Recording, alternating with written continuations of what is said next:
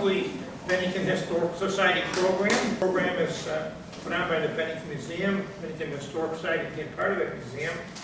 And it's sponsored by the J.J. Williams Financial Corporation. So I'm pleased you're here. And today we have Paul Searls, who's going to talk about Vermont. It's changing. He's a professor of history at Northern Vermont University. Got his PhD from New York University. And his latest book, Repeopling of Vermont, was published in 2019. This is a summary. In 1957, Governor Johnson promised the citizens of southern Vermont that in return for support of area legislators, he was going to construct the state's portion of the Interstate Highway System. The state would rebuild the nation's main north-south highway, Route 7, to standards comparable with the interstate system. Well, it never quite happened right away. But in this presentation, Paul's going to tell us about the 1950s, through the 1950s and 1990s, and how this came to be a metaphor for the transition of Vermont as a whole, how it changed. So it ties in well to our culture. And so without any further ado, I'm going to put Paul on. All right, great. Hey, thank you so much for coming on a Sunday afternoon like this. I actually was in a coffee shop before this, and I sketched out some notes for myself, and it occurs to me. I'll just show you what I was going to say. It's an hour, and I am not going to give you a second past that hour. And also, I have been on a listening tour of southwestern Vermont. I've done a bunch of talks in different places. I'm so excited to be in Bennington because I spend a lot of time thinking about Bennington's beltways and the history of that. And so, as much as this is a conversation rather than a lecture, that would be what I would prefer. And I certainly want to wrap up the talk portion in half an hour to 35 minutes, which means that it's a much condensed version. A lot of the sort of contextual stuff, the social history about how Vermont was changing in that era, I'm going to leave out because I really want to emphasize the conversational part of this talk. I'm going to stick to the roads, like I say. And it is a thing that when I was writing my last book, I was like, boy, I really wish there was a book about the construction and impact of the interstate highways on Vermont, which is the most important thing to happen to it in the 20th century. I've always known this. When I started teaching Vermont history at UVM 25 years ago, I called it, that section of the course, the interstate age. And yet, to this point, there's still not a single volume that is about that. The impact of the highways on Vermont, so I thought, well, I better write it myself. But I started doing that in this winter and spring of 2021, and after learning all about the highway department and how its budget worked and who the commissioners were, and it just was absolutely clear to me that the real story that is interesting, that's important, is not the highways that did get built, but the highway that everyone squabbled over for 50 years. And that would be Route 7. In addition, Route 4 going west from Rutland, and the belt lines around Bennington and Rutland as well. I'm obsessed with this topic, it's wonderful. And Bob was just, you were saying that the question is the trick for Vermont in the 20th century, that what they had to learn was the law of diminishing returns. If you're going to use tourism, scenery, an unspoiled landscape in order to make the economy run, you can't be too successful because you'll destroy the very thing you're selling. And that's tricky. What is the perfect amount of balance? And so, the conclusion to this talk is that no one wanted to die in a car accident in Death Valley in Arlington, and no one wanted to destroy the scenery either. The question was, between those two poles, what's the right thing to do? I actually grabbed a quote that I don't have a slide for. This is actually from 1968, when Governor Hoff, as you can see, they say, well, how come Governor Hoff doesn't come down to talk about highways? It's well, because if he did, people would throw a piece of asphalt at him. They probably would have. So let's get to that part of the story. So, the highways, interstate highways have been long in the planning. This is from 1944. This was the original plan that they had. And while southwestern Vermont really sort of blamed itself later on for being asleep at the wheel, a guy named William Loeb, who owned the Burlington Daily News, lobbied with the chief, Tom McDonald, the head of the Bureau of Public Roads, to get what they called the Loeb Loop. They extended 89 from White River Junction, obviously, to Burlington. And there doesn't seem to be, this is 1947, doesn't seem to be a huge amount of recognition at this point that this was going to be a major problem for the next 50 years in southwestern Vermont. But it starts to dawn on people by the time you get to the early 1950s, when it was just a matter of how is Congress going to do the funding, interstate highways, that people began to get really excited where the highways were going to go, saying that it's going to be the most magical, wonderful thing that will happen to Vermont. I mean, you believe it or not, like 20 years after this article was written, this would have been like the horror story that no one wanted. But in 1954, doubling the population seemed like a great idea. And that the interstate highway would boom Vermont and would make everyone prosperous, at least if you live where the highways go, the Connecticut River Valley and across the state. Once again, by the early 1970s, this was like a dire warning to be avoided. Because to a great extent, from the 1930s really on, it was the policy of state government that its economy would run on recreation, tourism, second home only. There was a 19th century economy that was built on extractive industries, lumber and quarrying, dairy farms, and small manufacturers. And all of those sectors were basically on the way out by the time you get to that point. And so this is a 1950s advertisement. You can see that it's cool, unspoiled Vermont. It's unspoiled. It's natural. And there seems to be very little sort of cognitive dissonance that, well, if you build interstate highways, you might spoil it. At the time, it seemed to a lot of Vermonters that these two things, the unspoiled landscape and the building of highways, were very consistent with each other. Because, after all, if people can't get to Vermont, then tourism won't be able to be fully exploited. So the highways are going to actually help with that. These were rough years for the economy of southwestern Vermont. Like Rutland, in particular, was built on railroads and marble, and both of those industries were in collapse at the time. And it's really about that point, the early mid-1950s, that people in southwestern Vermont began to say, you know what, it really sort of bothers me that my tax money is going to go to pay for a highway that's as much New Hampshire's as it is ours.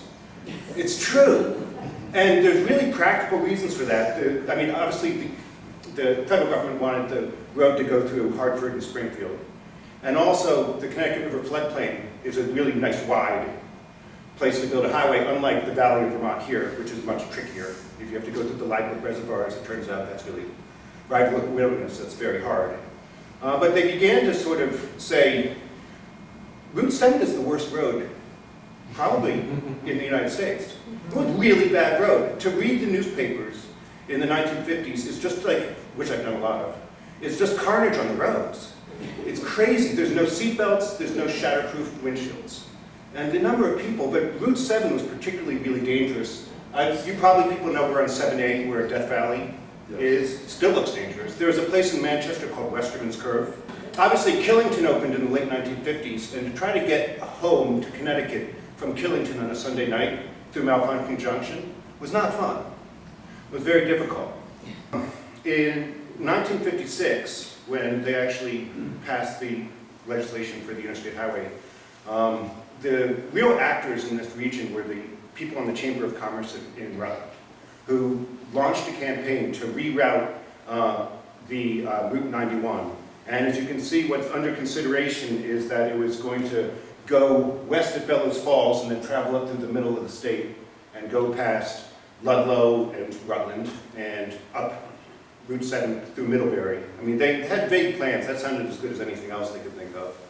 But the realization began to really kick in that, probably it's not a great thing if highways are the single path to prosperity, and this part of the state that needs that injection of prosperity the most is going to be bypassed by the highways.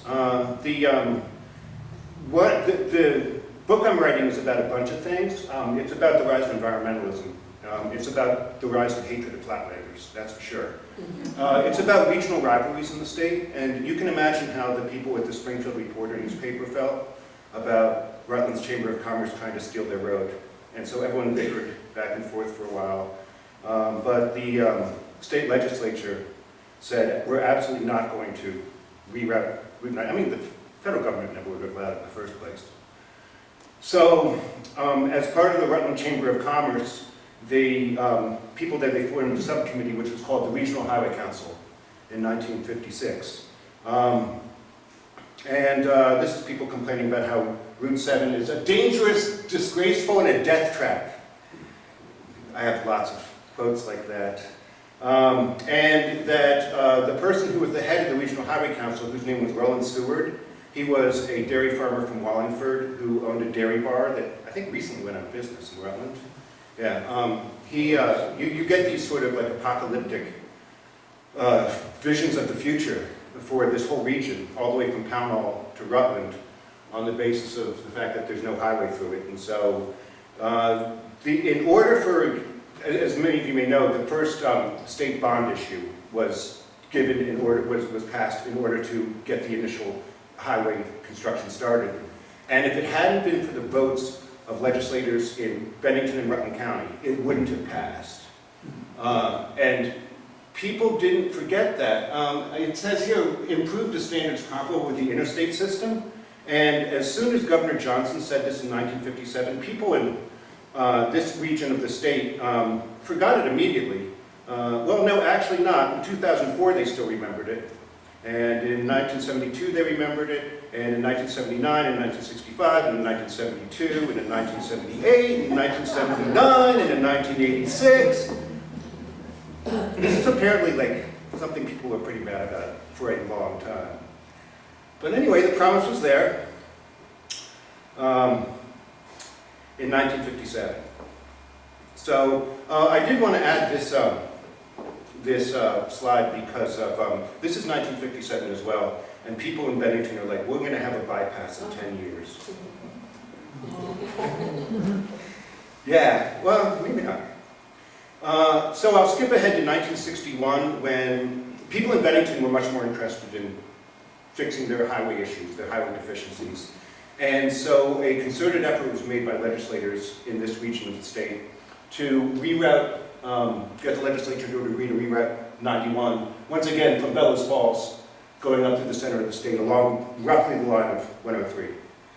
At this time, what they wanted to do was run it up to Bethel and then turn Route 2 from Montpelier to St. Jay into an interstate type highway. I live in Danville, and I would not want, I'm glad they didn't do that, as bad as Route 2 can be. But I didn't really want an interstate highway going through the middle of Danville. But so anyway, did people show up and argue and debate and complain and point at maps?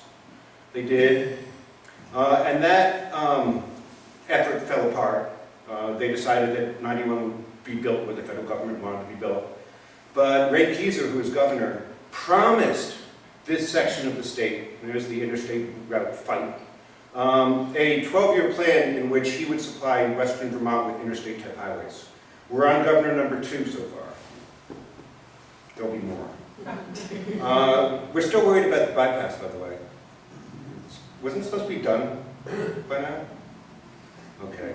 One of the things about it was that there was this belief in the late 50s that because it was a 9-to-1 ratio of federal government paying for the interstate highways, that would free up state highway funds to build southwestern Vermont highway. And I mean, they couldn't have been more wrong about that. I mean, they didn't calculate that you'd have to build access roads. I mean, do you know, like, if Barry and Waitsfield had this huge squabble about where 89 should go past Barry. And people in Barry wanted to be downtown, but then the Sugarbush wanted to be farther to the west.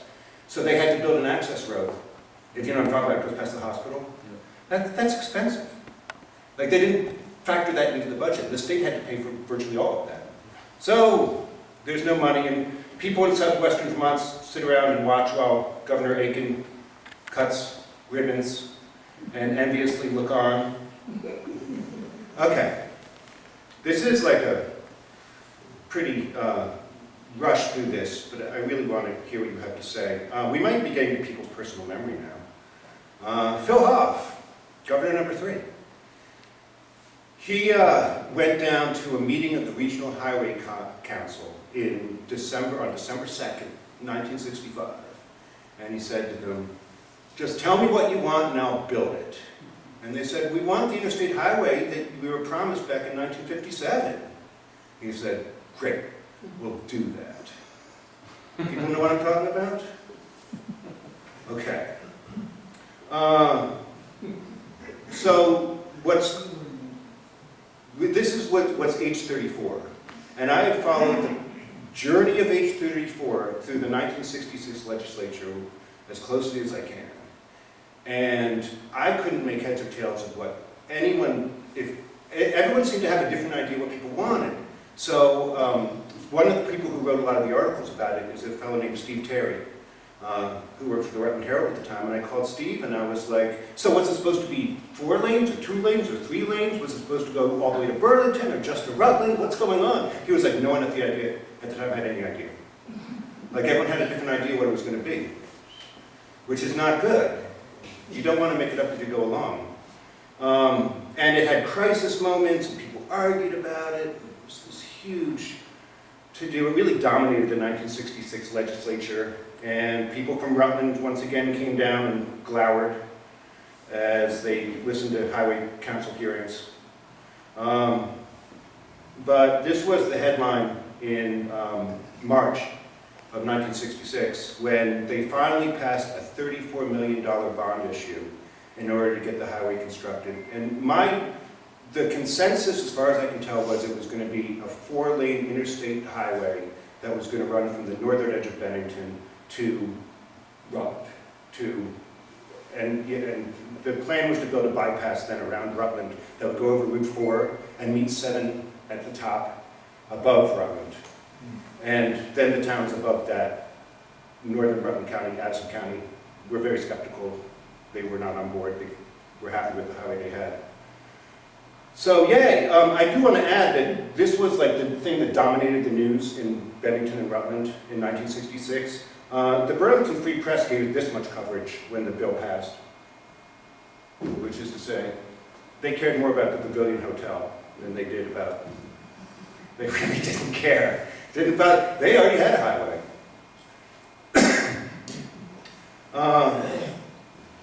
So it's about this time when H34 passes that you begin to really sort of experience people having misgivings about whether Route 7 being turned into a 4-lane divided limited access highway was a good idea.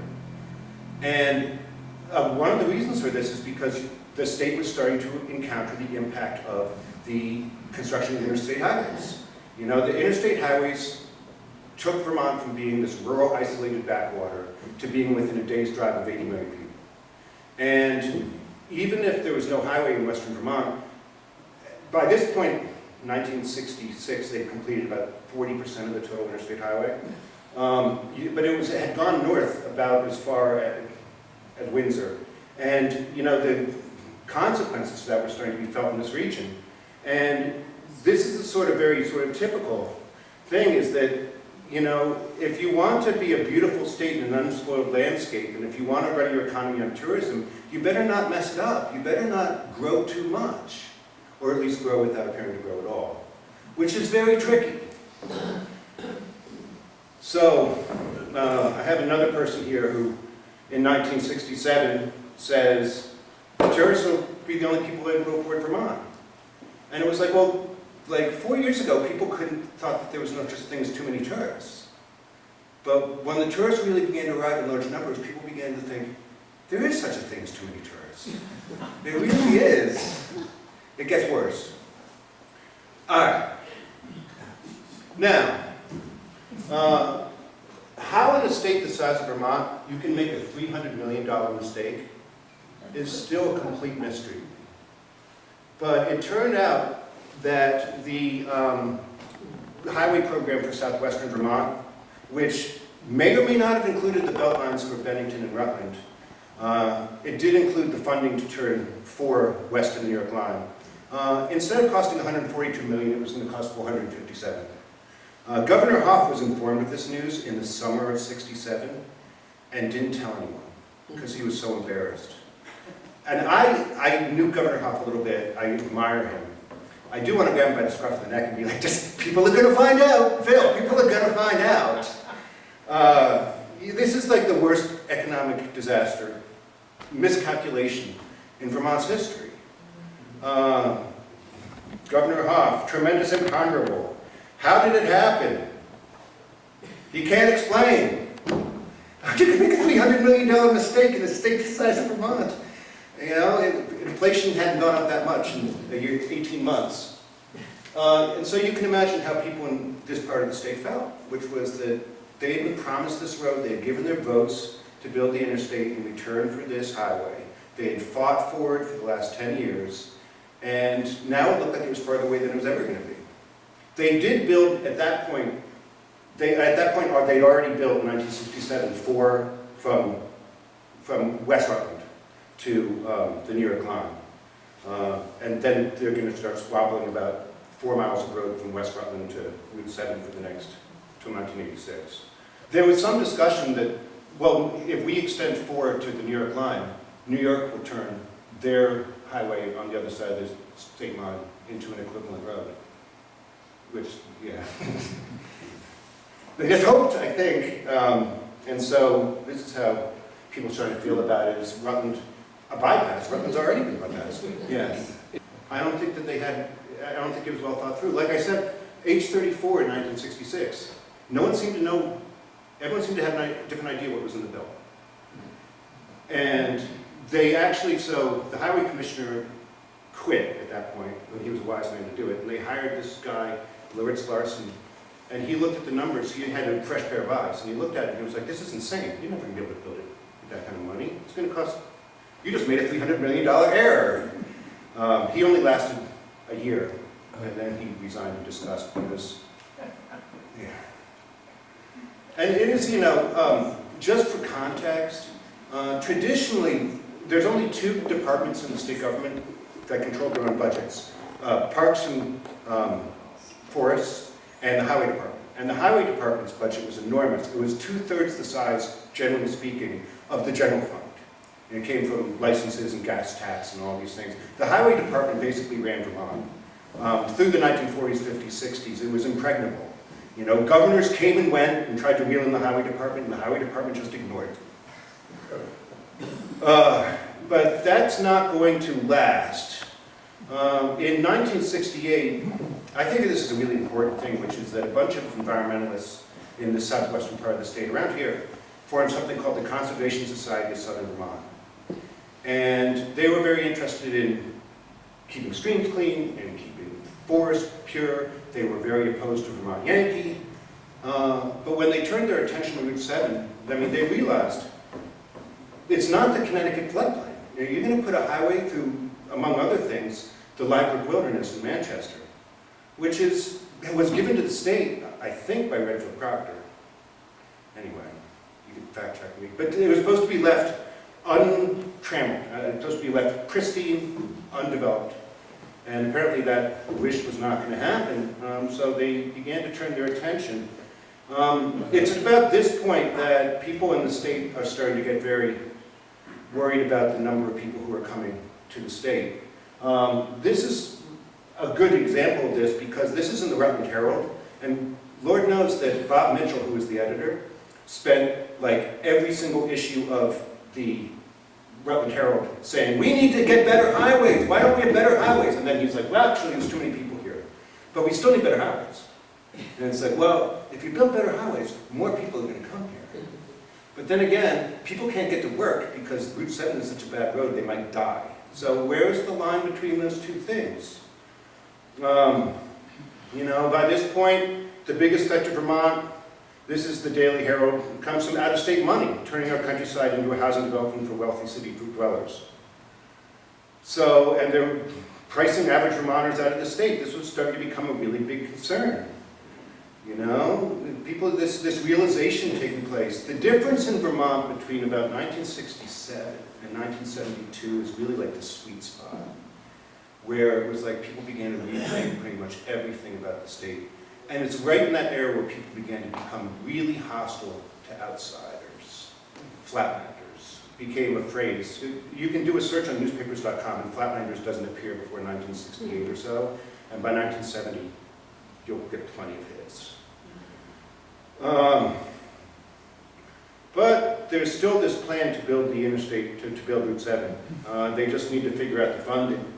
I should mention, in 1968, first they did a huge investigation into the highway department. Jim Jeffords led it. And his conclusion was that they were incompetent and weren't paying attention, and that no one had any oversight over them. The highway department was just doing whatever they wanted to do, as they always had. But they did agree on legislation in '68 to give you the road that you have now. It was actually going to culminate in Manchester rather than East Dorset. And they extended it a little later. But that's, and in the late '60s, they built the part from Rutland to Wallingford. And then people argued about the bypass around Wallingford, which we're still, don't hold your breath. Anyway, by 1975, yeah, maybe. The state highway commissioner is a guy named John Gray, who was an ex-military man who believed he could just give orders. And he believed that environmentalists were simply inconveniences. He would find out, to his dismay, that the environmentalists were a lot more organized and powerful than he thought they were. So when they finally had the funding in place to build the 28 miles from Bennington to Manchester, to East Dorset, people in this part of the southwestern part of the state began to organize themselves. This is when it began to get really bitter. Harvey Carter was a lawyer and a politician who lived actually in Pownell, I believe. I talked to Rob Wilmington on the phone. I told him I really admired Harvey Carter a great deal. Boy, did he make some enemies. It's sort of like do you know who Joseph Caracciolo was at the time? Remember Joe Caracciolo? Oh yeah. Oh yeah, it's sort of the Poles. It's Harvey Carter and Joe Caracciolo. Bennington They got ready to fight for a couple of years. What's that? Before reapportionment, he was our one representative. But anyway, he was a lawyer, and the Conservation Society of Southern Vermont hired him in order to sue in federal court to stop construction of 7. And the basis was that in 1969, the federal government passed the National Environmental Policy Act. And that act required that any major construction with federal funding have an environmental impact statement. Okay. The opinion of the highway proponents and the highway department was that, well, the legislation had been passed in 1968, so Route 7 got grandfathered in. The opinion of the environmentalists was quite the opposite. And so it went to a judge whose name was James Oakes.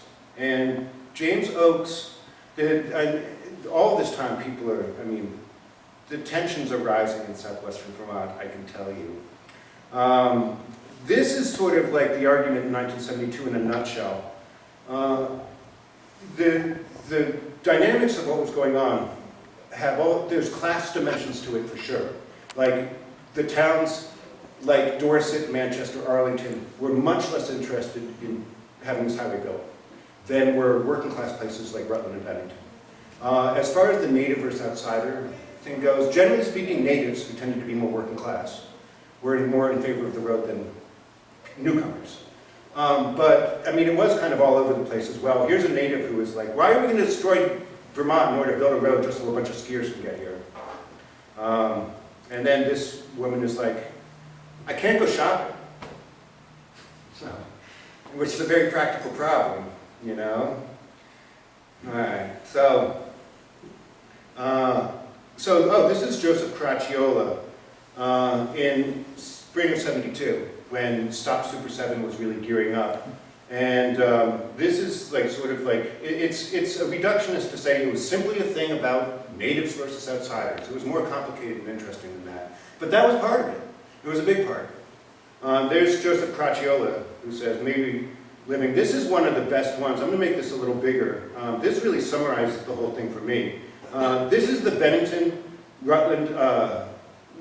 Regional Planning Commission, and it was actually founded in 1961 in order to do the planning for the Bennington bypass, the belt line. But anyway, they're having this discussion about Route 7, and these people are like, but who are attending this hearing are like, but the highway received little publicity, and how does anyone know where it was going or whether it was really needed? And finally, the head of the planning commission said, I've had it. And he said, we've been fighting over this road for the last 20 years. June, Judge Oakes issued his injunction on the construction of 7. It's a beautifully written. He quotes Thoreau. I mean, it's really nicely written. But now it's, on the basis of, it's unclear whether or not state highway departments can write environmental impact statements or whether that's a conflict of interest. The question is, will the highways be held up for a cobble or a beaver pond? The answer is, yes, it will. For a number of years. Yes, it will. There's no yes. It is definitely going to be held up. One thing, though, was that his ruling created 2 different sections. There was the section that was the great majority of the road that went basically 27 miles from a mile outside Bennington to East Dorset, and then there was 1 mile that went just from the north edge of Bennington up. And he's had a look at it and decided that the 1 mile section would be fine. That wouldn't cause any environmental problem. So we're running up to the 1972 election, and I just want to point out how engaged people were with environmentalism at the time. And Roland Seward, like I said before, is the head of the Regional Highway Council, and he was appearing at this talk, and he said, "Those environmental obstructionists, what are we saving the environment for anyway? The animals?" Which, if you wanted to say something really stupid in Vermont in 1972, that would probably be the dumbest thing you could say. I mean, people did point out to him that humans are animals. And this, through the election, Sam Hand says that this was the line that handed the 1972 governor's election to Tom Salmon. And Tom Salmon was an environmentalist and was not particularly interested in more highway construction. So, for people who want the highway, things are looking grimmer. And is it bitter? Francis Esposito was a state representative from Rutland, and as you can say, in his opinion, the people who oppose Route 7 are not Vermonters. They're not real Vermonters, at least. And it is, people should be able to get to work quickly and safely. I don't think anyone disputed that. The question was, how do you go about accomplishing that without destroying the environment? So, now you get to spill over to other New England states, Connecticut, Massachusetts, where people began to become skeptical of their own highway construction projects. And the environmental groups began to communicate with each other. And if you want a new highway, that's probably not a good thing. As you can see, this is about Wilton, Connecticut, and where Route 7 goes from Norwalk north. But there are references to the James Oaks ruling. So now people in those states began to say, well, we need environmental impact statements on our sections of road too. This is the New England Highway Coalition now, and the problems, and it all originates right here, but now it's spreading. The State Highway Department wrote an environmental impact statement. The final version came out in late November of '72. And then people who wanted the road said, great, we're going to build a road. But then Harvey Carter sued in court again on the basis that the federal government needs to write the impact statement and that it needs to be written for all of Route 7 all the way from Long Island Sound to Burlington, Vermont. Governor James Oaks upheld the injunction. And you can see that this is one of the things, is that they actually built the 1 mile of road. And it actually was really like a highway to nowhere. People would come from out of town and be like, oh, you built a new road, where's it go? But the thing about it went to the town dump. It was like a multi-million-dollar interstate type highway, and terminus was the town dump. Well, do people really care about Saturday morning going to the town dump? What a really, that's where we're at in 1973. Yeah, I know. Judge Oates ruled that the injunction would remain in place. And then the case went to the Second U.S. District Court of Appeals in New York City. So Harvey Carter and John Gray and all, they drove down there and argued in court, and the injunction was upheld. It's basically the second most important court in the United States after the Supreme Court, and they upheld the injunction on a 2-to-1 vote. So now it's going to the U.S. Supreme Court. Yes. like, you imagine like Thurgood Marshall was trying to bring social justice to the world. And they're like, little old ladies in Shaftesbury can't get to grocery shopping. You know? But that's really what it was like. So it was on the docket for the US Supreme Court. And at this point, I mean, this is where you're at while all this is going on, is that the problems of growth were just becoming manifestly worse and worse. And a lot of people were asking, we don't want an interstate highway. We don't, it's just going to bring too many people here. And the kind of people who will come here will be rich retirees from Connecticut and New York, and they're going to buy up all the remaining housing stock. And New Jersey, and chase us away. And yeah, there's too many people here. So, believe it or not, the Route 7 bill. So, when the U.S. Second Court of Appeals upheld the injunction, environmental groups all over the country then filed their own lawsuits. So, highway construction in the Midwest and in the Southwest ground to a halt, which threw tens of thousands of people out of work. And it all started here. And so the House of Representatives and the Senate had an emergency session and met and had to pass legislation that said state highway departments can write environmental impact statements, which solved the issue everywhere in the country, but didn't solve it here because there's still a question of whether it would be 3 separate environmental impact statements or one for all of Route 7, from Long Island Sound to Burlington. So we've got a couple more years of people arguing. The U.S. District Court of Appeals okayed the construction of 28 miles of highway in 1976. But, you know, people didn't give up. There was this group called Friends of 7 who organized, and they were in favor of building the new road. And there was a group called Citizens for a Safe and Sound 7 who were opposed to the new road. And it went on, and there was more lawsuits. And the groups that came in on the side, you know, there was this group called Vermont Tomorrow that Robert Babcock ran, and the Sierra Club, and the Vermont Association of Railroad Passengers wanted to bring back train service. And VPIRG got started right around then. And it was this coalition of environmentalists against this coalition of people who were pro-growth groups who just simply wanted to be able to make it to work safely. But finally, in 1977, it's one of the great speeches I've ever read, which is Governor Snelling got up in front of people when they did the first shovel of dirt in 1977 in November for the new 7, and he went, "This is stupid. Why isn't this road built years ago? It's way more expensive than it would have been. We should just build it and don't build it. Now, this is stupid. Goodbye." You should read it. And we did. It's really like, I mean, I'm paraphrasing, but he was like, "This is stupid. You should have built this road 15 years ago. You know how much more expensive it is?" So, and by the time, you know, they'd gotten it to Manchester by 1982, people were already unhappy with the road that they had.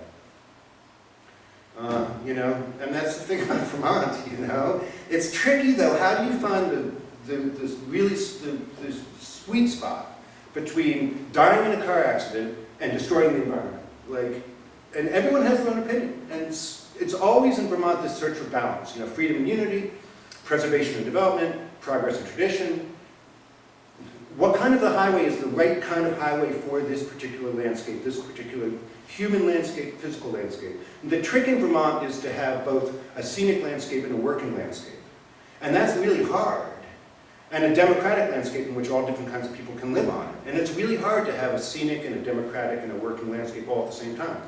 And people work at it. I mean, it's a very noble mission. By 1990, they finally gave you the road that you have. And Madden and Cunin. I mean, this did begin in 1956, but by 1990, they finally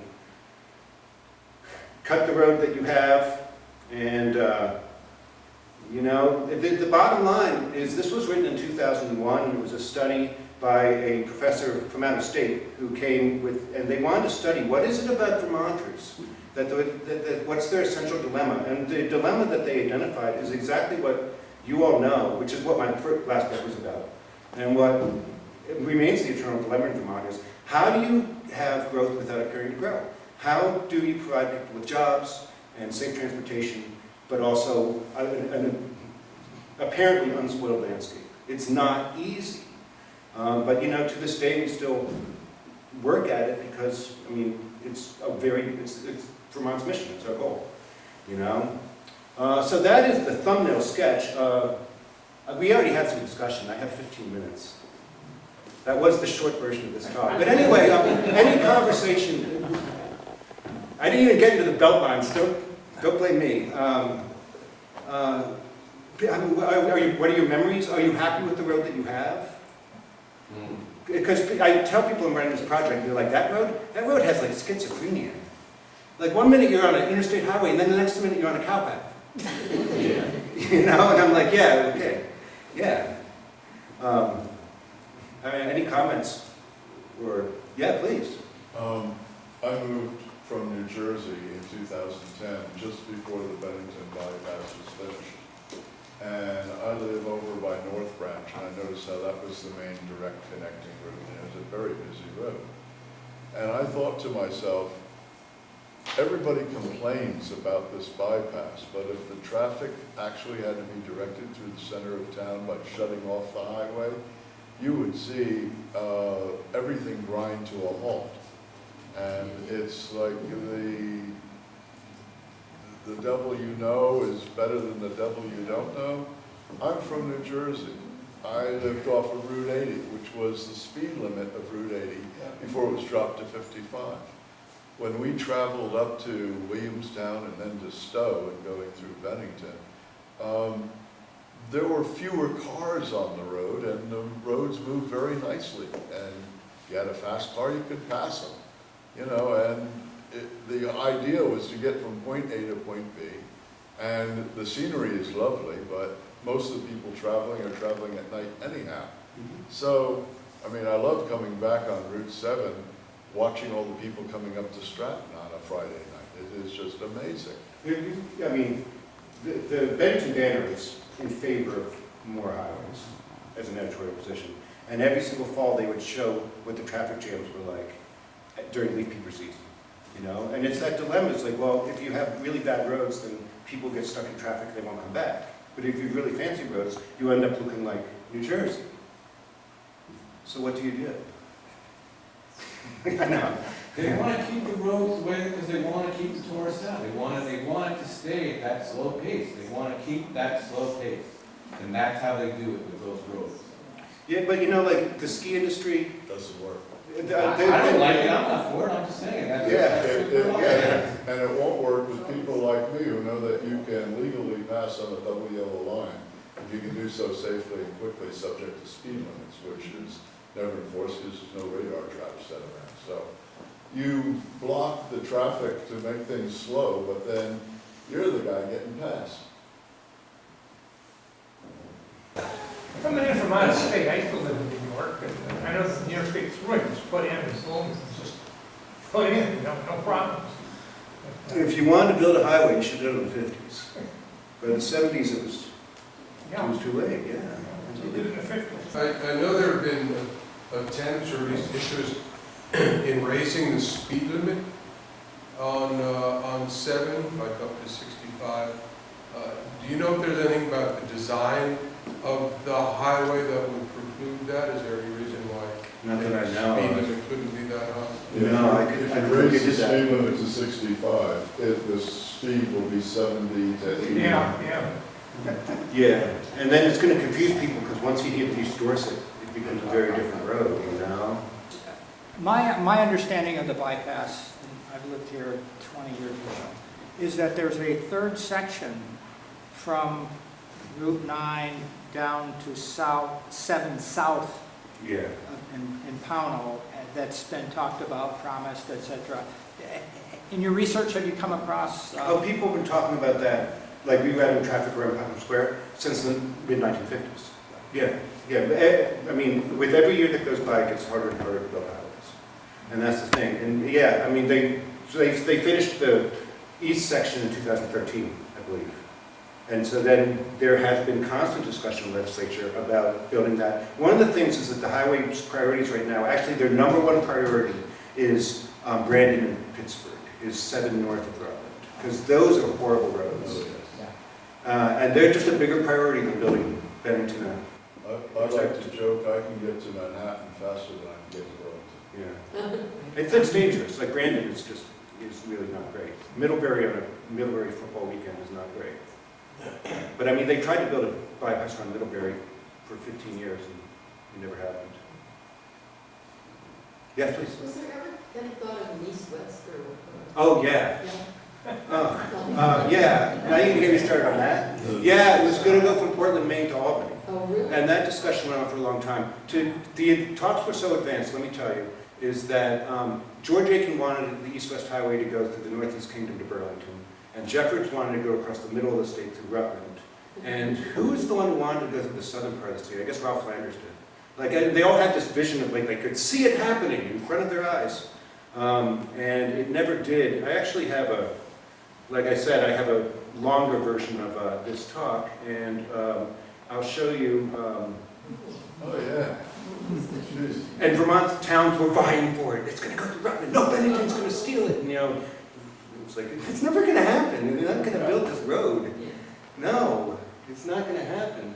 And just like the idea, remember I told you that like people thought there was a secret conspiracy between the highway departments of Connecticut and Manchester and Vermont, Massachusetts and Vermont, to build an interstate type highway, but not tell anyone. And they wouldn't notice. It was a secret conspiracy. It's a secret conspiracy. And it's like, no, you don't wake up one day and find that there's a road there. And build it at night. Build it at night. And by that point, like, Williamstown, Massachusetts started to turn down bypass. Like, you were not going to be able to build it. But that was the basis for that delayed Southern being built for 5 years. Yeah, I mean, this was discussed for a long time, a long time. I mean, obviously what people didn't foresee was that the interstate highways would take substantially longer to finish and would cost substantially more than was projected. It is completely unnecessary. It's just, there is this magical belief that wherever highways go, they make people rich. And that's not the case. I mean, people learn otherwise. Yeah. Was any railroad lobbies involved with this controversy? Oh, yeah. Okay. So there was this guy named Herb Ogden, who was a Chicago city planner who moved to Heartland and started a cider mill. He was a back of the land guy. He believed in small schools. He had this thing called the Home Rule Committee, and what he wanted was for no school consolidation. But he sent his son to Phillips Exeter. But what he really liked was trains. And he was actually an arch conservative, but he was also the president of Vermont's chapter of the Sierra Club. And if you think like, well, you don't really associate environmentalism with conservative people, in the 60s and 70s, you did. And he formed a subset of the Sierra Club called the Vermont Association of Railroad Passengers that lobbied for the return of passenger service on the Rutland Railroad in the early 70s. And he was convinced, obviously, that if Route 7 was built, that his dream of people getting to work in trains instead of cars would never happen. He was the Vermont Association of Railroad Passengers was a thing. It was part of the coalition of environmental groups. Does that answer your question? Yeah. And it's another one of those things. I don't mean to be too judgmental, but like by 1973, people weren't going to go back to trains. We were an auto-centric society. Yeah. We got the mover, which would take all the steam out of the trains. Free public transportation on the highways. It just, society was organized around people being in their individual cars, like the residential layout, the commercial layout, shopping centers, just America by that point was organized around, automobiles, yeah, and there was no going back. Not according to Herb Ogden, was quite a character. His son is a lawyer in his 80s, I think now, but who lives in Rutland. He's a very interesting person too. I lived through 2 gas crises.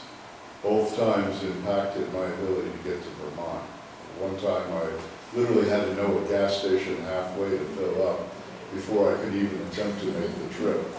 And I do not foresee the price of petrochemicals getting any less expensive in the near foreseeable future. So I'm a little bit concerned about the long-term sustainability of an automotive-based, unless it's just for the filthy rich that can afford the, 300 horsepower and up vehicles. So you were thinking, like, when I was like, the injunction was put in place in 72 and was lifted in 77. And the subtext of all that is that there was an energy crisis going on. That was like 73 and 74 was the peak of the energy crisis. And again in 80, 79, 80. Well, in that period, gas became so expensive. The lines, gas stations were long. And that was one of the things about tourists and second homeowners coming up is that, like, they clogged the gas stations even with gas. There was all that going on too. Yeah. But you were probably, when I was talking about the early 70s, you were thinking there was a gas crisis at this time. It seemed like. It's a huge impact that people tend to wash it through their memories because it's always high. No, it was $1 a gallon back then. It's now 3, 4. Yeah.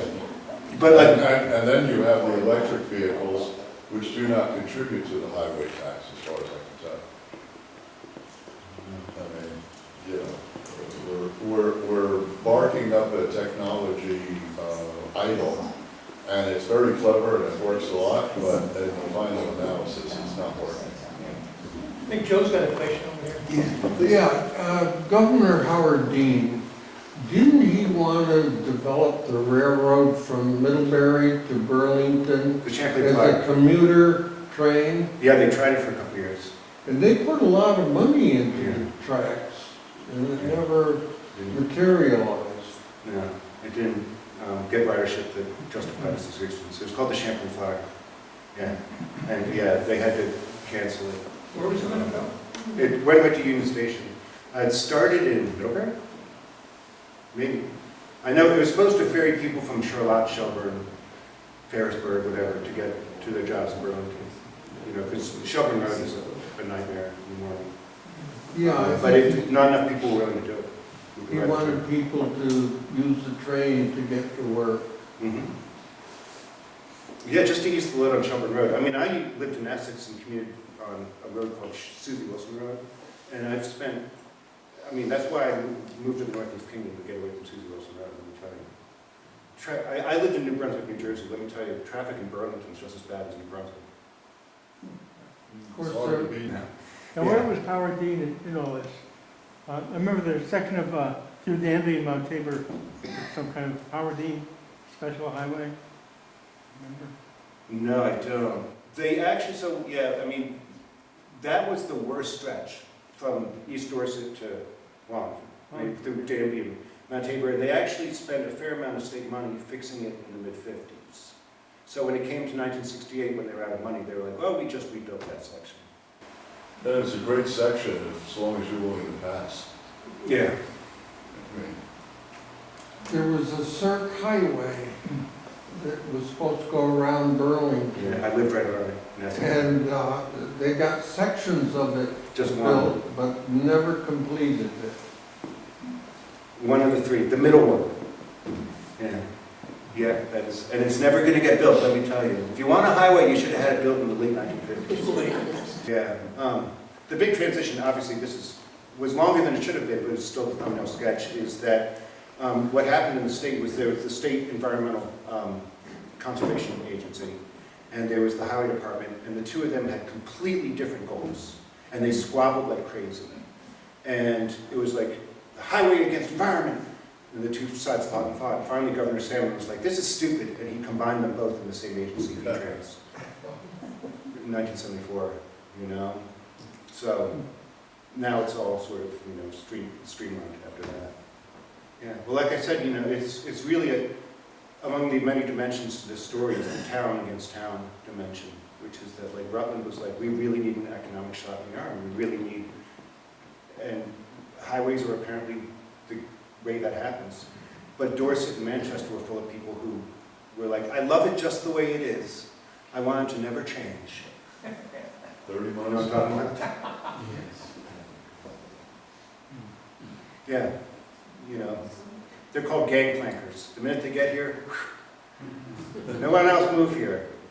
So, and legitimately, building a divided 4-lane divided limited access highway through the valley of Vermont, I mean, justifiably you could say that would have been a desecration of the landscape.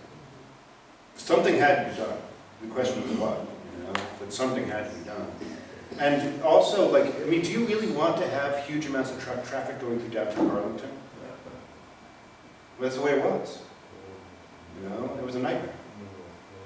And because it was stop and go traffic, commodities were more expensive in southwestern Vermont than they were in southeastern Vermont.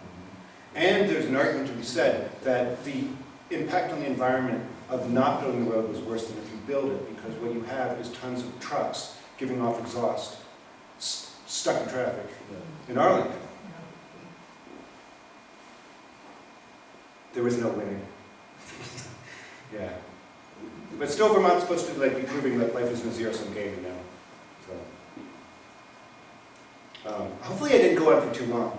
I think you alleviated some of my road rage. There's no road rage in Vermont. Yeah.